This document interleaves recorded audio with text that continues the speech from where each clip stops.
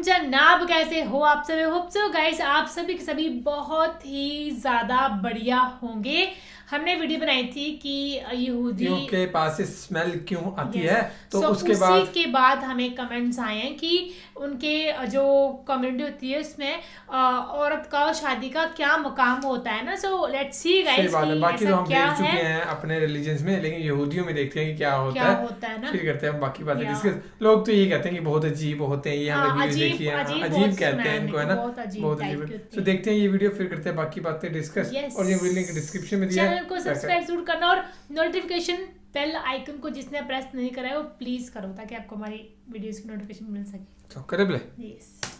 Real world के मुअज़्ज़िज़ दोस्तों, मैं हूं माजिद मलिक और आप तमाम देखने और सुनने वालों को अस्सलाम वालेकुम। नाज़रीन गिरामी, अल्लाह ताला ने अपनी मखलूक की इस्लाह और दीनी अहकाम सिखाने के लिए वक्फे से 1.25 लाख के करीब अंबिया सलाम भेजे, ताकि वो इन तक अल्लाह के अहकाम पहुंचा सके। मगर बाज कौमें ऐसी भी गुजरी जिन्होंने अपने नबी की तालीमात का मजाक उड़ाया, जिनमें सरे फहरिस्त यहूदी हैं, जिनका मौजूदा मस्कन इसराइल है। आज दुनिया के नक्शे में इसराइल एक ऐसी रियासत है जो इंसानियत की दुश्मन है, और इसमें बसने वाले यहूदी दुनिया के अमन को तबाह बर्बाद करने पर तुले हुए हैं।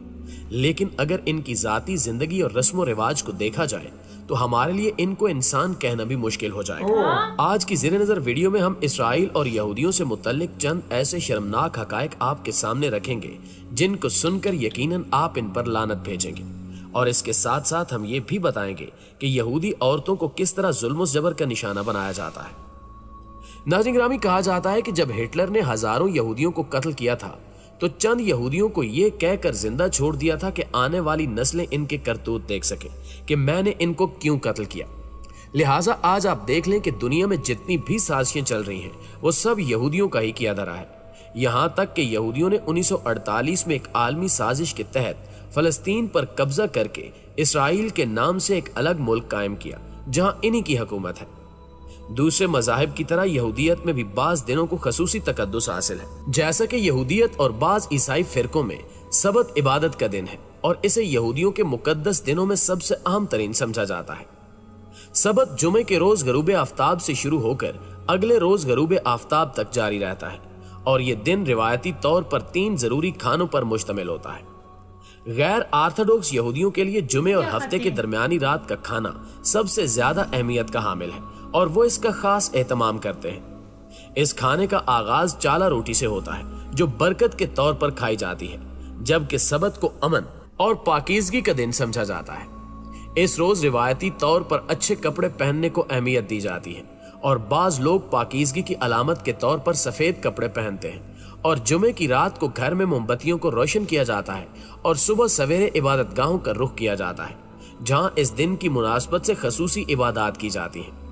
इसके साथ साथ सख्त नजरियात के हामिल यहूदी उस रोज तंबाकू नोशी, आतिशबाजी, मेहनत मजदूरी और गाड़ियों में सफर करने से मना करते हैं। दोस्तों, अगर मजहब यहूदियत में शादी की बात की जाए तो यहूदियों में शादी का तरीका बहुत सादा और दिलचस्प है, जिसमें मंगनी का ऐलान शादी से पहले कर दिया जाता है। इनके नजदीक शादी के दिन रोजा रखने को मुस्तहसन समझा जाता है, जबकि शादी की रस्म सापहर को मजलिस में अदा की जाती है, जिसमें कम से कम 10 बालगों की मौजूदगी जरूरी समझी जाती है। मजलिस की इमारत में एक रेशमी कपड़े का शामियाना तैयार किया जाता है, जिसमें दूल्हा दुल्हन के हमरा आता है, जिसके बाद यहूदी रब्बी यानी यहूदी आलम एक गिलास में शराब लेता है और ज़ौजैन के हक में दुआ करता है और उस गिलास को दूल्हा दुल्हन को दे देता है। ये लोग शराब चखते हैं और बाज औकात दूल्हा और दुल्हन ये शराब पी जाते हैं, और अगर दूल्हा और दुल्हन की झूठी शराब बच जाए तो यहूदी अकीदे के मुताबिक ये झूठी शराब उनको पिलाई जाती है जो या तो शादी करने से डरते हैं या वो नामर्दी की वजह से शादी से दूर भागते हैं। इनके अकीदे के मुताबिक अगर दूल्हा और दुल्हन की झूठी शराब किसी नामर्द को पिला दी जाए तो वो जल्द उस नामर्दी से छुटकारा पा जाता है। फिर दूल्हा दुल्हन की उंगली में अंगूठी पहनाते हुए इब्रानी जुबान में कहता है कि देखो, तुम इस उंगली के जरिए सैयदना मूसा अलैहिस्सलाम और इसराइल की रसूम के मुताबिक मेरे साथ मंसूब हो चुकी हो। फिर शादी के अहदनामे को आरामी जुबान में रब्बी बावाज़े बुलंद पड़ता है, जिसके बाद शराब का एक गिलास लेता है और दुआ करके फिर ज़ौजैन को देता है, जिसे वो दोनों चख लेते हैं। यहूदी मजहब में शादी की बहुत ही आम रस्म गिलास तोड़ना है, जिसमें दूल्हा दुल्हन शराब पीने के बाद गिलास को जमीन पर रखते हैं और दुल्हा गिलास को अपने दाएं पांव से तोड़ता है और सब लोग मजल तूब यानी खुशकिस्मत पुकारते हैं। इस गिलास तोड़ने की वजह यह बयान की जाती है कि यहूदी तारीख पर इन पर जो जुल्म ज्यादतियां हुई हैं, इनकी याद में ही गिलास तोड़ा जाता है ताकि शादी के इस पुरमुसर्रत मौके पर भी उस जुल्म ज्यादती को याद रखा जाए। जबकि बाज यहूदियों के नजदीक इस गिलास तोड़ने का मकसद ये है कि गिलास के टुकड़े ये बताते हैं कि ये दुल्हा दुल्हन कब तक शादी के बंधन में रहेंगे, यानी इनकी शादी कब तक कायम रहेगी। वो कैसे? यहूदी शादी में निकाह नामा भी बहुत अहमियत का हामिल है। इसके बगैर शादी का तसव्वुर भी नहीं किया जा सकता। इस निकाह नामे को यहूदी इस्तिलाह में कतूबा कहा जाता है। इस निकाह नामे में दुल्हा ये अहद करता है कि वो अपनी बीवी को महर देगा जो तलाक या इसके मरने की सूरत में इसके काम आएगा, और वो ये भी अहद करता है कि वो अपनी बीवी को नानो नुफ्ता देगा और इसकी जिस्मानी ख्वाहिशात को भी पूरा करेगा। ये निकाहनामा हाजरीन के सामने ऊंची आवाज से पढ़ा जाता है ताकि लोग इस निकाहनामे की इबारत को सुन सके और इस पर गवाह बन सके। यहूदी इसे बहुत कीमती और मुबारक ख्याल करते हैं, इसलिए इसे बहुत खूबसूरत अंदाज में फ्रेम करवा कर घर में लगा दिया जाता है। बाकी इल्हामी मज़ाहिब की तरह यहूदियत में भी औरत के महर का तस्वुर मिलता है, लेकिन यहूदी कानून में महर को औरत का मुआशी हक नहीं समझा जाता, इसलिए इसे इतनी अहमियत भी नहीं दी जाती। इसी वजह से यहूदी कानून में इसका तज़किरा इशारतन तो मिलता है मगर सिराहतन इसका जिक्र नहीं मिलता। बाइबल में भी इस महर का जिक्र इशारतन मौजूद है, जिसका तर्जमा कुछ यूं है कि अगर कोई मर्द किसी कंवारी को जिसकी निस्बत ना हुई हो फुसलाकर उससे मुबाशरत करे तो वो जरूर ही उसे महर देकर उससे ब्याह करे, लेकिन अगर उसका बाप हरगिज राजी ना हो तो उस लड़की को उसे दे तो वो कंवारियों के महर के मवाफिक उसे नकदी दे। नाजरीन, यहूदियत के अज़दवाजी निज़ाम पर नजर डाली जाए तो मालूम होता है कि इनके यहाँ औरत का मकाम निहायत पस्त है, और इसकी वजह यह है कि हव्वा ने आदम को ममनुआ फल खाने पर उकसाया और इसी वजह से वो जन्नत से निकाले गए, और इसी बिना पर औरत को मर्द की गुलामी और हैज जैसी नापाकी और हमर के दर्द की सजा मिली। इसके अलावा यहूदियत में औरत की शादी खाविंद की खिदमत और औलाद पैदा करने के लिए है, और अगर किसी के यहाँ कई साल तक औलाद न हो तो वह बिला झिझक दूसरी शादी कर सकता है, और इस काम के लिए इसे अपनी बीवी से कुछ कहने सुनने की जरूरत नहीं है। इसी तरह निकाह के कानून की तरह तलाक का कानून भी यहूदी रिवायात में औरत की मजलूमियत की दास्तान सुनाता है। यहाँ तक कि यहूदी मर्द जब चाहे छोटी सी लग्जिश पर तलाक दे देते हैं, और इनके मुताबिक इनको ये हक मजहब ने दिया था। बहुत गलत है ना? यहूदी शरीयत में जब एक औरत की शादी हो गई तो फिर वो दोबारा शादी नहीं कर सकती, या अगर किसी यहूदी औरत को उसके शौहर ने तलाक दे दी तो वो फिर भी दोबारा शादी नहीं कर सकती, और ना ही किसी मर्द को उससे शादी करने की इजाजत है। अगर किसी औरत का शौहर मर जाए तो उसके लिए यहूदी कानून में ही हुक्म रिवाज था कि वो अपने शौहर के भाई से शादी करे, और उस शादी से होने वाला पहला बच्चा भी उसका नहीं बल्कि उसके मरहूम भाई का शुमार होता था।